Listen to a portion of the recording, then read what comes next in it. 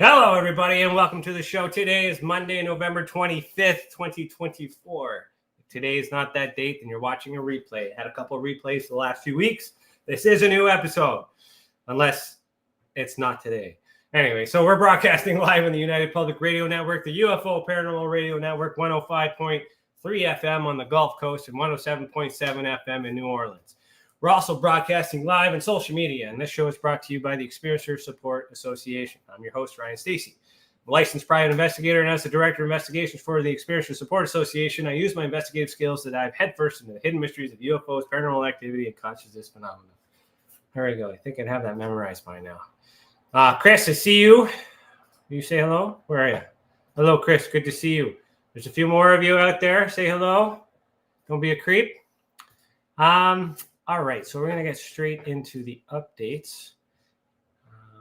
Usually when I have a couple replays, people don't tune in. It takes a while before they get used to the fact that I'm live right now. So that's all right. So, updates.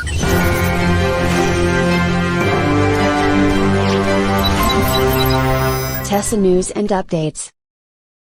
All right, so there's not too much other than, I guess that... Oh, hey, Jill. See ya. Hey, Lisa. Good to see you. Not much to really update on the Tessa front. We're in the middle of a big shift here operationally.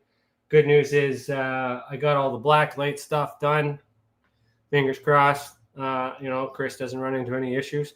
And we're going to have our first team meeting in a long time to go over things today.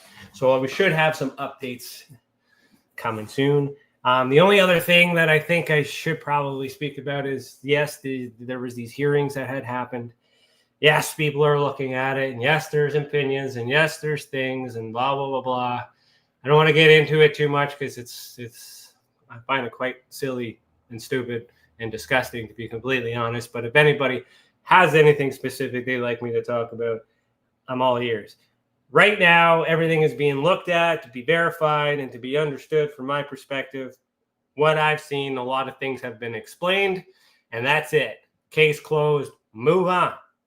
However, experiencers are still hopeful of what this means and what this potentially could mean and all these other things, but not many people, at least from what I'm seeing in the channels that I follow, are understanding or grasping the concept.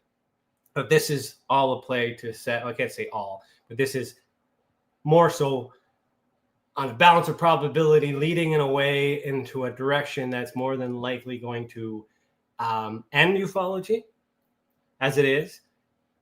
It's more than likely going to work towards a direction where it's normalized.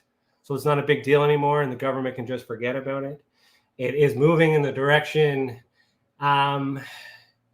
in which new companies and stuff could piggyback off of this information and take advantage of experiencers because of this hype.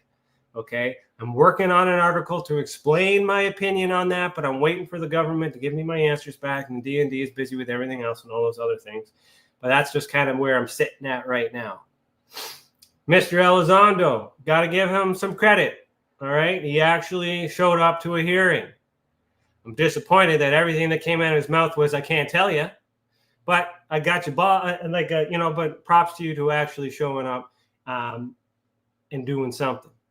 The other thing to consider, too, about Elizondo, whether you like him or not like him, and I'm giving him the benefit of the doubt here because I've shared my opinions on how different or, on his involvement and how insignificant it really is in terms of getting answers, but it is significant in a way of meeting the criteria for the government takeover, which is, Project, Bluebeam. So there's all those things. If you know what I'm talking about, you know what I'm talking about. If you don't, you're going to have to buy some books, read things. You're going to have to learn some stuff on your own, get caught up to speed. But the one thing that I will acknowledge is Elizondo either A, is telling the truth because he doubled down and claimed that he's still part of ATEP, even though that has been a hot topic of scrutiny for a very long time. So he said it under oath. So either he's doubling down because he really believes it and he really knows it, or it's part of the plan, or perhaps he's telling the truth. because if he didn't tell the truth, then he just lied under oath. And that's an even bigger problem. So something should come out of that. We're still looking into that to kind of verify, but we still haven't got any like indisputable evidence that confirms his involvement whatsoever. For those of you that are on the Elizondo train, he's doing quite well with the book that he published that had absolutely nothing in it, nothing new. He's doing well with his circuit of tours. That people are paying to see him and all these other things and blah, blah, blah. Why? Because he's financially benefiting from it. You know, he's finally making some money after he left, all these other things. See, all these things are normal, and he's not different than anybody else in this field. He's not significant. Now, for disclosure and the hearing and all this other stuff, there's a lot of other political things that have taken place. There's a lot of things. There's a lot of shifts, and there's a lot of good reasons to trust it. It could still be good. Very well could be good, but read between the lines. Read between the lines. It's more than likely not going to end up in a favorable spot for disclosure for experiencers, because disclosure has already happened. Confirmation, I think, is what people are fighting for. Specifics, analysis, all these other things, all these things are getting, but everything seems to explain away the woo. Now, that doesn't mean the woo doesn't exist. The woo does exist. Just not looking in the right place. And I'll probably get into that at some point. All right, let's see some comments. Lisa, I seen something I've never seen before one evening. My husband seen it first, then I took a look at the husband. Sorry, I took a look at it. The husband left. I stayed and kept a look at it. It was bright white yellowish color. First, it wasn't moving. Then it started moving slowly. Then it moved really fast, like a blur, then appeared at the other end from where I seen it in a second. What was it? All right, well, let's segue into our aerial activity.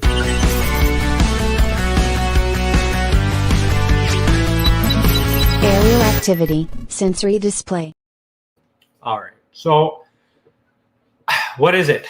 It could be anything, Lisa. Honestly, I can't confirm for sure without looking into it. But let's break this down. So you've seen something you've never seen before. So that, from your perspective, this is new. I would have to trust that you've seen things that I haven't seen. And even though I haven't seen them, have I seen everything? So there's that little bit of, there's that part, right? So we want to believe you. And I do believe you, of course. I'm just using this as an example for the skeptical sleuth as I do on this program. So giving some credibility to you that you've never seen it before and assuming that you've seen everything in the whole world, this thing might be unique. It's unique to you, but it may not be unique to me or somebody else or anybody else on that. We got to remember that in the context. So one evening, my husband seen it first, then I took a look at my husband, my husband left. So your husband saw it first, then you looked at it. How much time was in between that? Did anybody take eyes off of it for a second? Or did he keep eyes on it, then you locked eyes onto it, and then he left? Like, where's the timeline in that?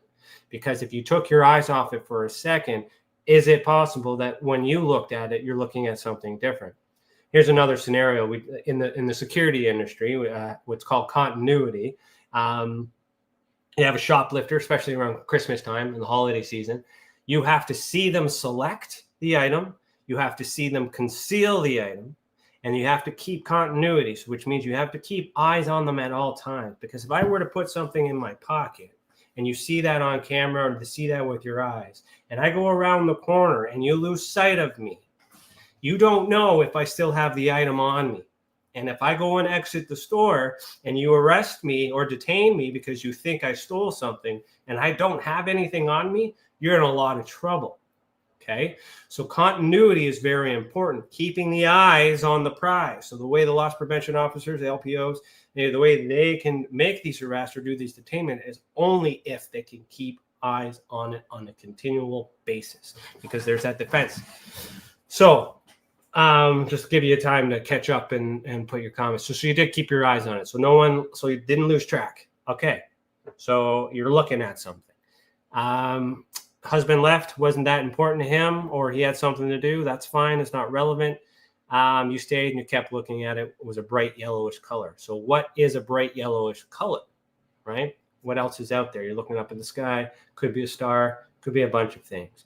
But then you said first it wasn't moving. Then it started moving slowly. Then it moved really fast like a blur. Then appeared at the other end from where I seen it in a second. So if I can trust that this entire statement is true, that you had eyes on it through the whole time, then we'll explore that. If you didn't look away, or if you did look away and didn't have continuity, there's a lot of things I could say to, I wouldn't say debunk it, but to provide a little bit of a shadow of a doubt in the credibility of this. That's from the skeptical perspective. On this assumption, if you're looking at this star and your eyes didn't move and it wasn't moving, and then all of a sudden it moved, what direction did it move? Because if it's coming towards you and coming away from you with that vast distance, it's hard to gauge how far away it is, especially if it's already small and it's got this light in the sky. Stars or planets are allegedly millions of miles away, but yet we can see them, in the sky. And then the closer stars, you can't really tell the difference between what star's further away or closest in the sky. So we're kind of looking at it that way. So what was it? Could have been a star. If it was moving, could have been a satellite. Could have been anything. It really couldn't. So in order to determine exactly what it is, we would need to know the exact date and time that you were doing this. We would need to know the position in which you were when you saw it. So if you're inside, what window you were looking at, what direction that faces. We'd have to recreate the event to determine what celestial bodies are already in the sky at this time, to rule all of that stuff out, because there's a lot of space stuff that happens. You do all that, nothing's left, then we can speculate. Could be UAP, could be UFO, could be a drone, could be a whole bunch of things, but you got to rule all these things out. So at this point where I am right now, I can't conclude. I have no idea. It's inconclusive. I have no idea. It sounds normal to me, but what you saw, right? All right. So Jimmy says, if you're given these top secret files you seek, I bet you hold off on going 100% public with them as well, for obvious reasons, and dish out what you found out, bits and bytes. Oh, that's a good one, Jimmy.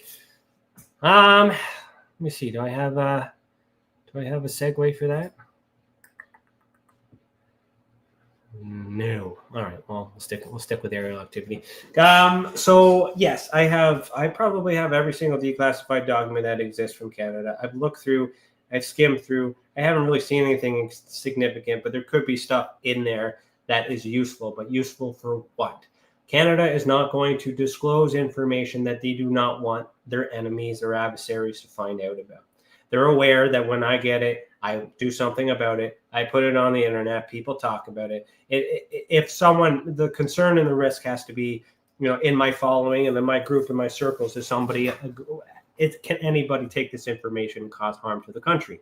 So, without even going through all those documents, I can trust that there is probably a lot of things out of context that are in there. But there are some nuggets. There are some really, really, really good things. And I do have some files that have some good things to share. However, sharing it may confuse the public because they can be identified and things like that too. There's missing information. There's questions that haven't been answered. But also the way that I want this information to come out, I need it to come out in a certain way so it makes sense for the future. So it's not just about a journalist publishing a document, writing an article about it, giving an interview from the government, people reading it and speculating because there's holes to fill, and people got vendettas with all these other things. That's one thing. To get the information, but by writing about the article, you get the document, you got to read it, and that's it. You can't search for this document. You can't search this document's information. It's not really in a database. So with each declassified document, I want them transcribed or at least summarized with the who, what, where, and when, so that way it becomes searchable on the website. I want to extract the who, what, where, the persons, the things, the locations, so we can triangulate information. So I'll give you an example here. I'll share my screen. So when we go to investigations, And we go into a declassified points of interest. So every single document that has been uploaded will add to this report here. This also takes time. There's back-end computer work that needs to be done. Not-for-profit organization. We rely on volunteers. We rely on the support of others. I've been doing a lot of this stuff on my own for a while while raising a family and doing all this other work. I was in the Army. You know, there's lots of things that kind of get in the way. To do the things that I want to do, it requires more people, and it requires more time to do it right. Why? Because then we can start to see this pattern. All the documents eventually, once they're all indexed the way that I want it, will have a good picture. This becomes a resource for journalism. This becomes a resource for researchers, experiencers, investigators, if this information is here for you. Every single link here goes to a declassified document. But what this is also doing is indexing the people that are involved. Transcribing these documents increases your CEO, so your search engine optimization. So that way, if somebody's searching for these documents or certain keywords, our website will pop up first. But also, if I just happen to get this guy Bisky, pops up in another document while I'm doing research, I just search and see if I have any other documents. Oh, I don't have any other documents by Bisky yet. So that's another advantage to why these things take so long. Then we have to make an article. Then we have to publish it. Then we got to put it out there on the internet for you to click it and read it, and don't share it for whatever reason that is. You guys like reading this stuff, but you never share it. Never share it. So there's a lot of work that goes into it. The stuff that's very important has already been released. Daniel Otis, he's another journalist. He gets the same documents. He releases them in batches. I have them. He has them. That's his thing. It's the same information. It's the same documents. He doesn't have anything I don't have. For the most part, I give him what he's got anyways, except for those extra images of the Chinese spy balloon. I gotta give him a hat tip for that. He actually got those pictures from that, and that'll be another article that's coming too. So more on my story, Jimmy, is it takes time. Okay, it takes volunteers, it takes resources to do it right. There's no rush. Government is not going to give me the answers in these documents. Okay, if you want to know the truth of what's going on, you need to get into more fringe stuff, like esoteric stuff, like magic and alchemy and flat earth stuff, heliocentric, geocentric talks, things like that. That's more where you're going to get these answers from. This UFO thing, in my opinion, I'm done with it. I'm honestly done with it. But I still have to do it. This is part of my... Because I don't know. I really don't know. So in the future, I'm hoping that I will get some of these documents transcribed and you'll get more information out there. But they're not really that important right now. Lisa says, it was bigger than a star and a satellite. Was it an advanced drone? Some are big as a plane. Otherwise, it was interesting. Well, bigger than a star and a satellite. So how do you know it's bigger than that? Because they all look the same size. But maybe it was closer and appeared bigger. Was it an advanced drone? It's possible. It's very possible. Let's say that it is. There's no threat. There's nothing to be worried about, right? You have other experiences that happen to you that are more concerning, that I would rather spend time talking about or spend time digging into, because those things shouldn't really be happening. Okay. He says, you'll make Stan Freeman proud with all your hard work and digging and knocking on the right doors.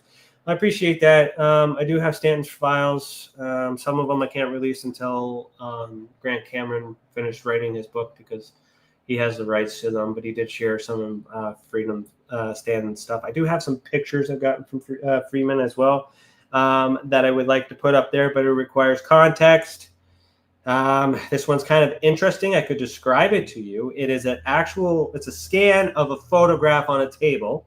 Okay. It's not the actual photo, but you can tell it's a photograph in a picture that was taken on a table. And so I think Cameron has the original. I believe so. If I needed it, he said I could ask him for it. But anyways, in this picture, it appears to have UFOs on a very low level in a field with cows in the background. Don't know if it's doctored. I don't have the original photo, but just to give you an example, there are some things out there that are very interesting that could reach the surface at some point. Once I get a team that wants to do all these tedious, boring tasks in order to serve ufology. This is like, I know what needs to be done, man, honestly, but it's brutal work. It's unrewarding work. It takes time. So you got to be patient with me, but it's all there. I'm not holding back anything that's going to save the world. I read them all. I do. I totally do, but I'm not seeing anything that's significant out of all the documents I have, which is unfortunate because there's a lot. But yet the United States still finds something to talk about, don't they? Yapping. Okay, so let's get on to, I guess, the case of the day. Christopher, are you still with me? Because I checked the homepage and I don't see my banner, so I don't know what I'm talking about today.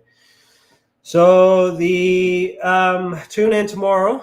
Podcast Beyond the Tinfoil Hat, and at 7 p.m. Eastern Time. I think this is Lori Spagna. Oh no, Chris, if you see this, try moving your text over for the next one to make room for the full name because it's not sticking out. Same thing with up here Beyond the Tinfoil Hat. Move those over in the template. You can remember that, please and thank you. So what is the name of this episode? UPR 2019. 2019 what? 42 aerial activity. Okay, so I'm just going to show you guys. So I'm going to find this case, and then we'll talk about it. And I found that because you named the show properly. I don't got my banner. Okay, so this is a sensory display aerial activity, and here we are. Okay. Another thing before I get into these cases, what I want to do with this program is I think I need to spend this hour a little bit better in terms of not really explaining things, but actually working on cases. So I don't have much time to do anything else other than operations, and I need to find time for cases. So if there's time after this one, maybe I'll read out one of my cases that I have, and we can brainstorm that. And I think I might do that for future episodes and just actually spend this time taking an experiencer case, like kind of like what Lisa did. She explained her stuff, but I have more data to work with. I have more information. I won't have so much visuals, which really doesn't matter for radio. So I don't know how you guys really feel about that, but you really just want to listen, right? You really don't need to see anything unless I got something. So that's something I'm going to work with. So for those of you that do watch the show, let me know what you think about that idea. Okay, so Weyburn, Saskatchewan, Canada, November 20th, 2016. Yeah, I remember this one. Okay, so I'll play this video.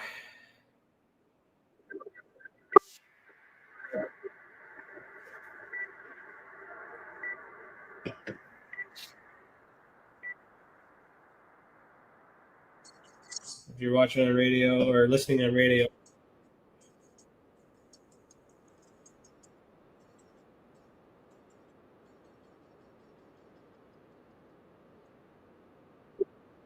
All right, so around November 20th, 2016, in Weyburn, Saskatchewan, Canada, an experiencer reported seeing these orbs in the farmland behind her backyard. Okay, so we got these 3 orange orbs here. And Lisa, I don't know if this looked like what you saw. Let me know.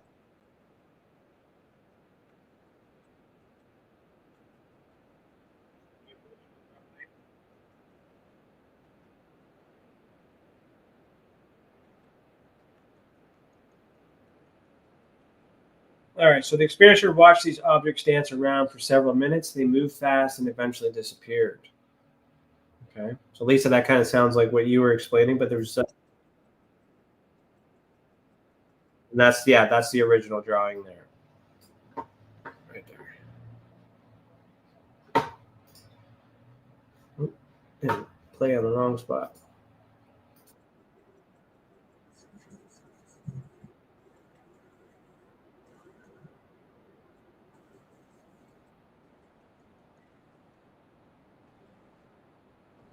Well, then the question is whether or not anybody. Yeah, now this is interesting for me in terms of light. Like these are appear to be three independent lights. They could be fireflies or firebugs or something like that, but they seem a little large in comparison. Seem really close as well in proximity.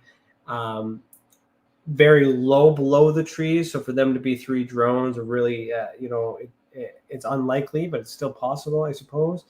So this one's really.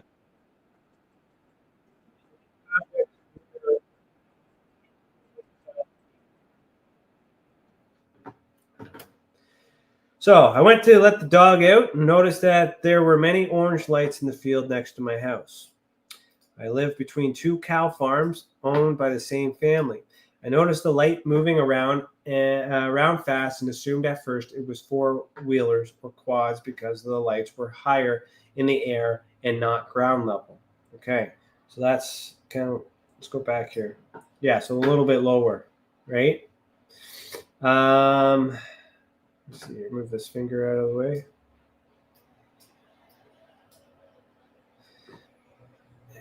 Yeah. Lights were higher in the air. Not gonna, I watched them move around and heard some sounds, but then I started to see orange orbs moving above the tree line that lined their property. So here's another depiction of the orb. So I don't know, it's prominent that there's this ring and then this light and then this glowing. So she was able to see some detail there. There's that original drawing. So if this was an ATV or any craft of some sort in those bushes, I mean, these are all individual lights. Were they three drones? I guess that's possible if they were synchronized. Are they something else completely different? Again, we have to give credibility to the experiencer that they know what they saw and this is exactly what they remember. And that's it. We don't know. If this was in their mind, perhaps they were always moving around and they're independent. These are all things we can speculate on, but we got no proof at this point. All we can prove at this point is that there was lights at a low altitude, a very low altitude, and I would say a normal altitude. Who knows? Who knows? However, not enough information to determine what it is. So, investigate reports what they want. Experiencer ID 010, female, O negative blood, eye color is blue, 38 years at the time of the event. One person witnessed it, had a negative feeling. No injuries reported. Happened 2016 on November 20th. Oh, Lisa says, there's a black ring around it. Looks something like I've seen in the field as a child, but mine is huge. Yes, I do remember that ring that you did around your that orb too.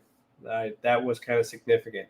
Almost like it's like a hollow disc that was emitting light, like almost like a flashlight. You got that ring, and then you got the luminance and the light inside.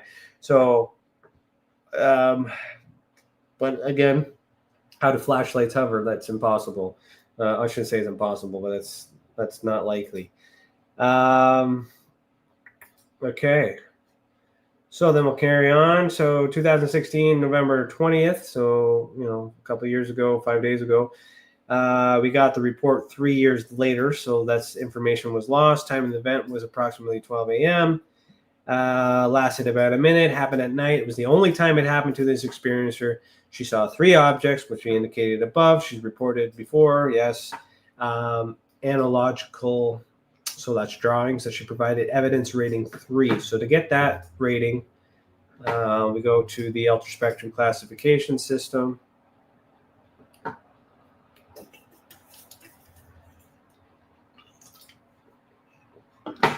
Close these ends.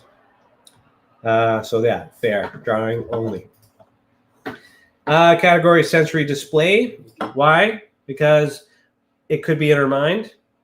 She could have heard it. She could have seen it.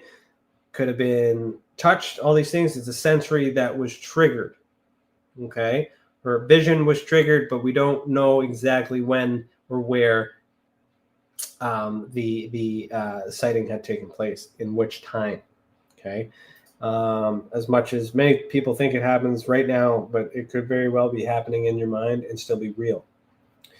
It's called psychogenic activity. It's still classified as aerial activity subtype 2, so that would be light, I believe. It should be.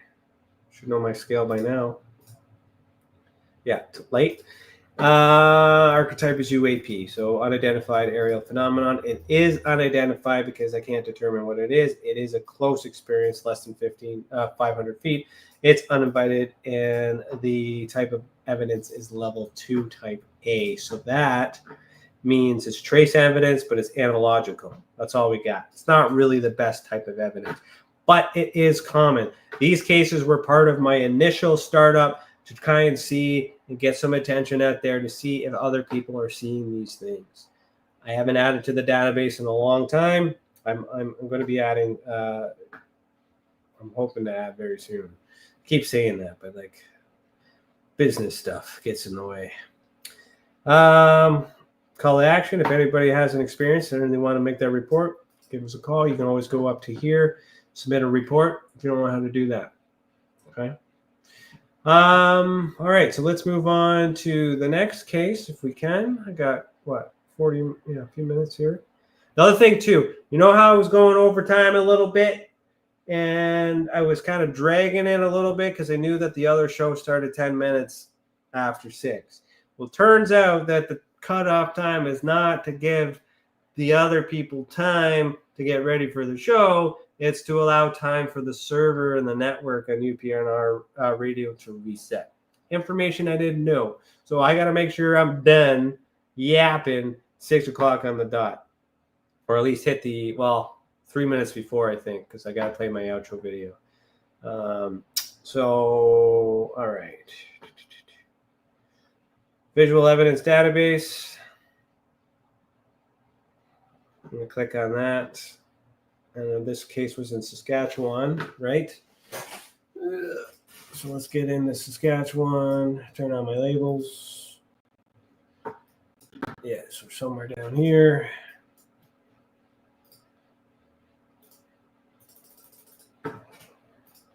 What's going on there? There you go. Come on. So that's this one. Yeah, so we just did this one. So we'll do this one since we're still in the aerial activity.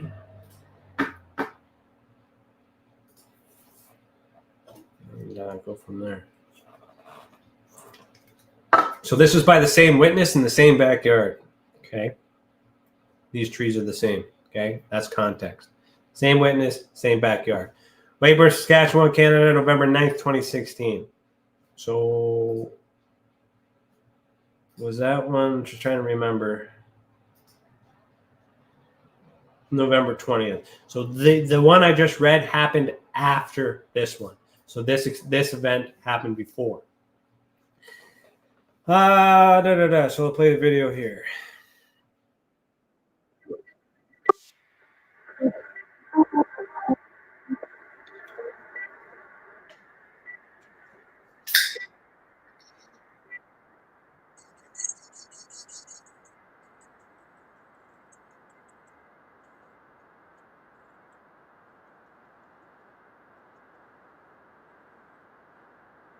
All right, so on November 9th, 2016, in Weyburn, Saskatchewan, Canada, an experiencer reported seeing this object above her apple trees in her backyard. So those are apple trees back there. Pretty good apple trees. I know what apple tree looks like. I got one. Yeah, a little campfire in there. So she's really good at drawing, which is really nice to see too, because you can really get some credibility too in terms of like the shape and size. Especially if they know how to draw perspective and you can see that, I like that. You don't have to be Picasso, all right? But these types of drawings are like mint. So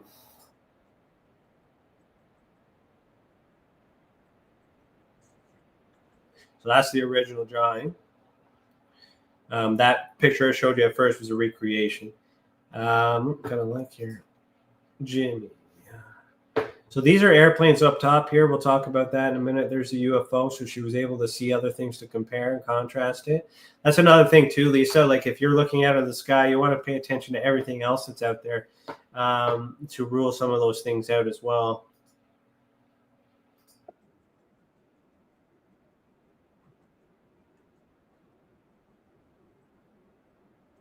All right, so the object hovered while other aircraft passed by. The object was visible for about 10 minutes before it vanished.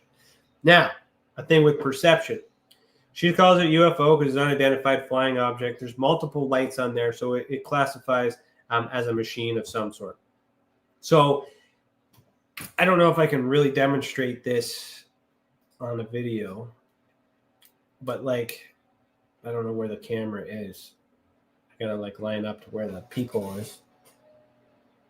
But here, like, this is a tiny little pen, but the closer I hold it to the camera, which is the eye line, it appears to be bigger. But as I move far away, right, it does get a little bit smaller, but then I can't really follow the track. But at some point, you'll get to a point where the thing is so large that as it's moving forward to you, because it's so far away that you can't even tell it's moving towards you or it's moving away from you, especially if there's a light attached to it. I don't have a flashlight to demonstrate that.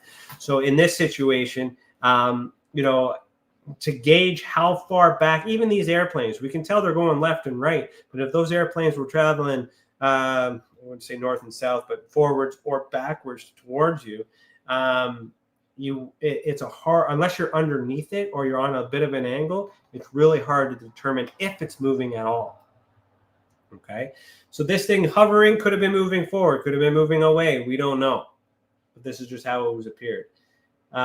So if it was visible for 10 minutes and it was moving, that object should have disappeared unless it was huge, but you would have seen a size difference unless it's something that's out in space, fixed objects and all this other stuff. So there's physics there to explain all these things. Unfortunately, in this case, we don't have enough information to confirm any of those. Those are just speculations. So the witness testimony, she saw this object. We have to believe that she saw something. What is that? Right? Shouldn't be like that. Could be a drone. Very well could be a drone. But she watched it for 10 minutes. So I was letting my brother's dog out to use the washroom and noticed 3 planes flying in opposite directions under the bright moonlight. Okay, so that was what caught her attention. There's the moon over here, which was odd. Well, I guess 3 at the same time, but it's not entirely impossible. Now on this image, yeah, it would look strange when you can see all 3 at the same time, or even a satellite in there. But you're not able to tell by looking directly out in space whether or not this particular plane, if I turn to the side, yeah, I can do it this way. You know, I'm sideways and you can tell that one is further out. Well, you can't really tell. Like these are side by side, but this one I bring back a little bit. But if I hold it around the same height, right, this one's slightly forward a little bit more than this one just to kind of match that. You understand what I'm trying to explain? It's really hard to determine how far away these things are, which is another issue that we have with these reports. So these planes might appear to be like crossing in front of each other, but they may be miles apart. Okay, and this is just a odd coincidence. So for those of you who see this activity out there and think it's woo, this is normal. Okay, it's absolutely normal. But she thought it was odd. So we barely even had planes flying in our section of southern Ontario. I thought you said you were in Weyburn, Saskatchewan. This is when I noticed something in the corner of my eye. It was a disc-shaped ship. So she is calling it a ship. So that's an assumption that it's carrying something, or a vessel, or whatever the definition of a ship is.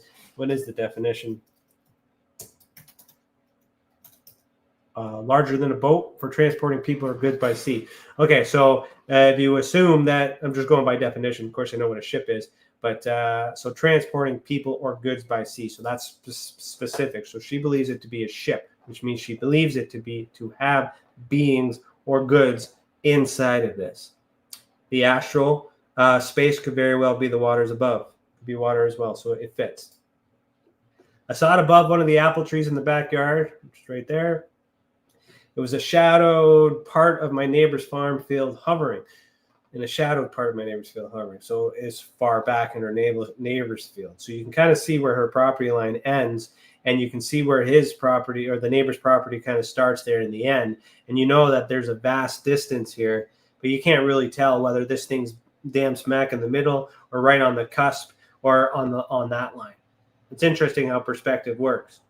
Okay, think about the next time you're looking out at the sun and wondering which way it moves. Okay, or the moon. Perspective. I had red and white. What? I had red and white lights going around and around the belly or center of the craft. So now she's calling it a craft. So same definition. I noticed the trees blowing in the wind, and this thing didn't move. I'm assuming it was large and close to the barn with cows. So it didn't move, but she assumed it was large and close to the barn with cows. It could be large. It also could be small and close. Okay. Lasted about 10 minutes. Then I watched it vanish. Very soon after, I saw 2 military planes flying above us, southwest headed, and a black helicopter. I was scared and I went inside. So it is common to see black helicopters. I've seen one around my house after the news put my name all over the place for discovering or solving the riddle of the Chinese spy balloon. Black helicopter next day. I kid you not, circling my house. I don't know why. I don't know if they were looking for me. It was just an odd coincidence. It's never happened before. It's never been that low before. And we're nowhere near an airport, so I don't know why it would be in circuit of any sort, unless it was trying to land at the hospital nearby. But it wasn't the orange helicopter. So those things happen. Military planes. I'd be interested to find out how she knew those were military planes. These very well could be coincidences. There are always planes out there, always people traveling, always things moving. You know, how many cars are on the road? That'd be like saying, I saw this one car, and then out of nowhere, another car came, and this car must be part of this car, even though it's normal to have cars continuously going on the highway. Okay? No different out in the sky. She was scared, she went inside. There are preconceived beliefs here. There's another case that we need to discuss. I'll save that one for the next episode. All right, this case thing I was talking about, I'll do that when I run out of cases. So this is where she stood. This is a concrete platform, as she's indicated here, and you can kind of get an idea of what she's seeing over there. So it's a new case. Investigate reports what she wanted. Experiencer ID is 10, so that's the same one. Female, all that stuff is the same. Happened a few days prior to that. Negative. Injuries, yes. Injuries not to this case specifically, but there's more details. I'll get into that in a minute. 8 p.m., 60 minutes is how long this information. Some of this information changes through the investigation after me doing getting some work or getting some answers from them. So essentially it's exactly the same, level 2, not enough evidence and whatnot. So let's look at those two cases together. So we have this one and this one. And we have a little bit more context. I like to investigate these cases one-on-one, but when you get the experiencer who has multiple experiences, then you can compound these, and it makes it a little bit more, a little stronger case to manage. This happened a few days after this one, so almost 2 weeks or a week and a half. So whatever this was on about, these are the same trees, same area. So maybe this farmer getting some crop circles, or maybe this farmer's up to no good, really don't have that information on what's going on in this farmer's field. That was obviously looked into. It was normalized. There's not any information to make these speculations or anything like that, but those are all things that could be happening. But it seems to be a pattern. Well, why does she believe this to be a craft? Where does this belief come from? Well, if we click on the experiencer ID, the tag down here, you will see all the cases that this person has done, and we've done these two. This case here, around November 9th, okay, the same day before or after this sighting had happened, there was an encounter with this being. We're not going to talk about that case today, or maybe we should. I don't know. Anybody in the comments? Say yes. If you're not there, then I won't do it. Lisa says, at first I thought it was an airplane, but it moved. Was too awkward for a plane. There's so much new tech in our skies for sure, more than we know. Yeah, there's lots of tech out there. That doesn't mean I don't say UFOs don't exist. I'm pretty sure the governments know what they are. Whether or not these beings are inside these crafts are a little much for me. We do know that we can remote view. We do know that we can control remotely these piloted aircrafts, RPAS. The technology exists for these things to be piloted by human normal means. Remote viewing does use your mind a little bit. It is a military tactic. Perhaps they can control these drones with their minds. Mind control is not a new thing. Unfortunately, us humans are so indoctrinated and brainwashed that we're having a hard time figuring out that we can do it too, because we've got so many life things going on. Lisa says the helicopters, see, the windows are pitch black as well. They are so low, and I mean low. I can't see the pilots. Take some pictures. You get so much activity, Lisa. Take some pictures. That's another thing, a problem I have with this case. 10 minutes she's looking at it and she didn't pull her phone out. It's 2016. Everybody has a phone. That's another thing that grinds my gears. Right? But hey, you never know. I, for one, I got to be completely honest with you. When I'm done work, because I'm always on my phone, I got a text message, I got the emails, I got the Facebook, I got to do all the other stuff. I got to do those things. I even got the watch, all those other things. As soon as I'm done, the last thing that anybody needs to get a hold of me, I put that phone on the charger and I F off for the rest of the day. And I do not come back to my phone. Then I'll go outside, I'll look at the stars. Like last night, the stars were really nice. I saw something really cool that I wanted to capture. So I go back in and grab my phone and I come back. It's gone. I see something else out there that I think was the same thing, but I'm unsure because it took my eyes off of it.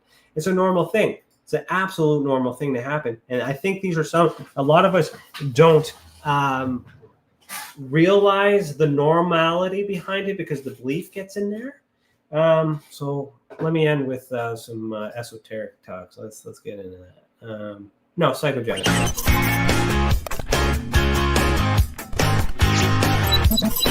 Psychogenics and esotericism. All right. It is common. It's very, very common to not be able to capture evidence in a timely fashion. Even with a normal hit and run or an accident or things like that, some people don't have their phone or their phone's dead. There's a lot of normal things to explain away why someone was able to take video or somebody wasn't able to take pictures. That's why I resort to drawings, because you can remember bits and pieces of that. However, if you do carry a cell phone, take a picture. Do what you got to do. Document. Get those receipts, because there's timestamps. There's geotags, GPS if you got that setting. That could help you figure out all these other things. Lisa says, I don't carry my phone at all. That's a complete normal thing. Some people, like the older generation, like my family, like a lot of them using cell phones is a headache. So what do? They just, if you know where I am, if you need me, find me, all right, I'll see you when I see you, like that's the thing, especially with these older people that don't have that tech or didn't grow up with it. And it's be completely interesting as I get older, because this is going to be more familiar and easy to do things. I'm having a really hard time with the UFO thing. I'm going to be talking about that in my meeting at some point. Of course, once I let everybody else speak, because the meeting's for them, not for me. I'm having trouble with UFOs. Why? Because I've looked at it since 2015. I've done all the things with MUFON. I've cleared the most cases. I've seen the pattern. I've seen all these things. These machines scream human involvement, secret tech, government, Cold War, all of that stuff. And I'm okay with that, because they're going to fight no matter what. I'm not going to get a Nobel Peace Prize by any means. But I am concerned about these beings. So next episode, we will talk about this being. Okay, this is a really heavy case. I don't want to get into it because it's a heavy case.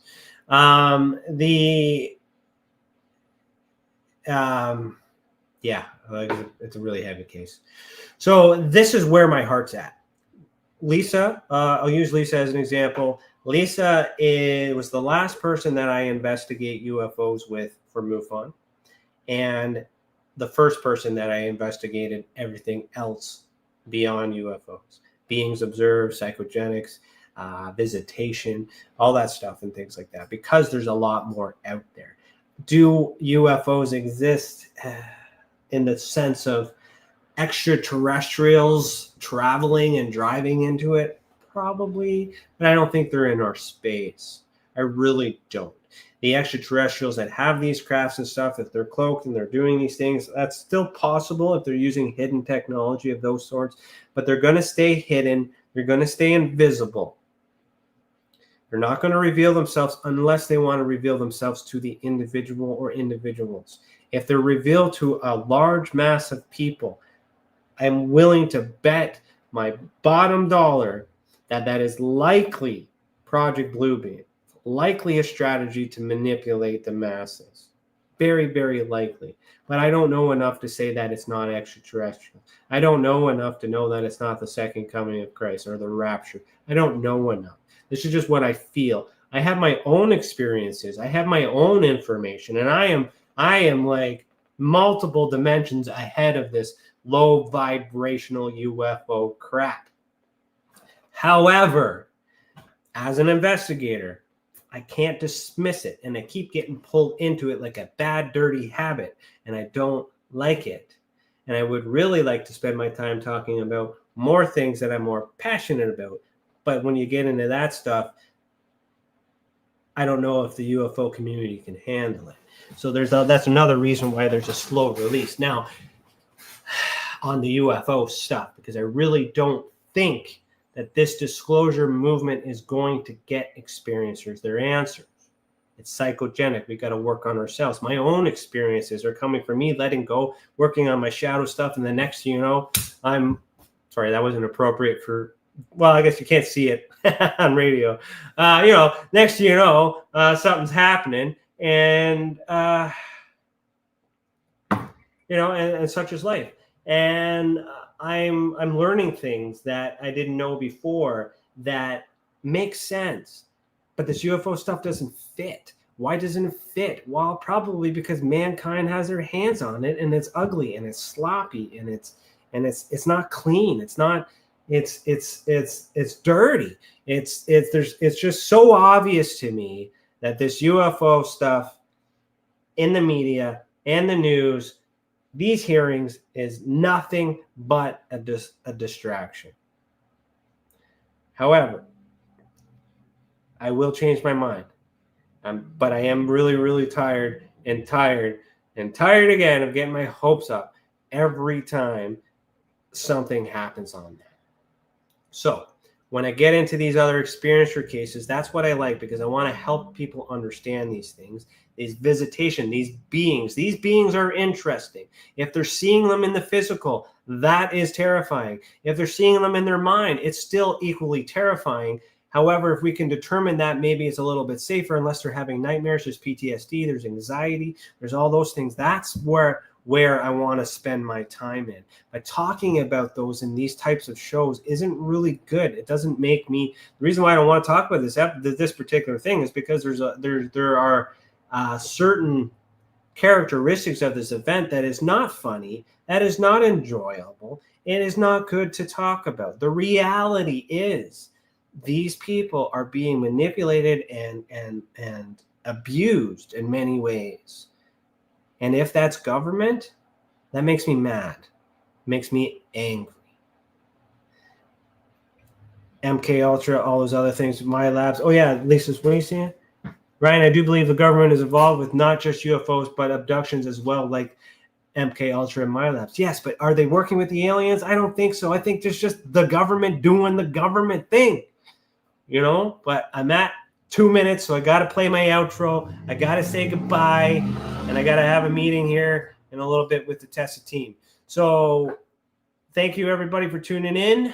This episode of Skeptical Sleuth, broadcasting live on the United Public Radio Network, UFO Paranormal Radio Network, 105.3 FM on the Gulf Coast and 107.7 FM in New Orleans. We're also broadcasting live on social media, and this show is brought to you by the Experiencer Support Association. I'm off the cuff here. I'm giving you guys my time. If you don't like it, tough. I really don't care. I'm turning over a new leaf. I'm totally done with this UFO stuff. I'm still going to talk about it, and as long as I talk about it, I'm going to continue to rant. So you're either with me or you're not. Just remember that one lie is enough to question all truths. Thanks for watching. Keep your eyes in the sky, and as always, lead the world. See you next time. If you want to really, really find out about Ryan, ask him about all his work and UFOs in Ontario. Ryan is one of Canada's leading new UFO investigators. He conducts and oversees UFO investigations on a constant basis. He's compiled a tremendous amount of data regarding UFOs in Canada. I have used his research extensively. He's much more than a one-dimensional character. He's an authority on UFOs and investigating them, May. Wow! Really goes over how UFO investigations are done and what are some of the mistakes that people make when they submit evidence. For starters, don't edit your videos or photos before you send them. He would come out with an annual report on not only the number of sightings, but how many were unexplained, unknown, or just, nothing could be said. What caused If you it? want to hear more follow-up conversation between Ryan and myself, you can go to richardolanmembers.com, where we have a candid conversation on ufology, the paranormal, and more. And remember, while we learn and grow and search for the truth, let's be good to each other.